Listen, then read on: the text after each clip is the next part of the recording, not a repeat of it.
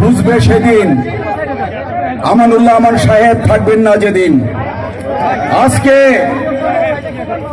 এই অনুষ্ঠানের মধ্যমণি, আজকে এই অনুষ্ঠানের প্রধান আকর্ষণ 90-এর স্বৈরাচার বিরোধী আন্দোলনের অন্যতম মহানায়ক এবং কেন্দ্রীয় ছাত্র সংসদের সাবেক ভিপি, অবিভক্ত কেরানীগঞ্জ থেকে 4বার নির্বাচিত, বিপুল ভোটে নির্বাচিত এমপি ও সফল মন্ত্রী, আধুনিক কেরানীগঞ্জের উন্নয়নের স্থপতি, জাতীয় বীর, সারা বাংলার নন্দিত জননেতা, আমাদের সর্বজন শ্রদ্ধেয় রাজনৈতিক নেতা জনাব আলহাজ আমানুল্লাহ আমান সাহেব, জনাব আলহাজ আমানুল্লাহ আমান সাহেব আজকে আমাদের এই অনুষ্ঠানের প্রধান অতিথি হিসাবে উপস্থিত থাকার কথা ছিল।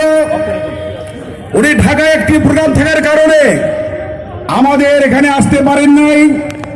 যিনি আগামী দিনে রাষ্ট্রনায়ক জনাব তারেক রহমান সাহেবের নেতৃত্বে দীর্ঘ 17 বছর আন্দোলন সংগ্রামের মধ্য দিয়ে খুনি শেখ হাসিনা সরকার পতন আন্দোলন অন্যতম ভূমিকা রেখেছেন। সেই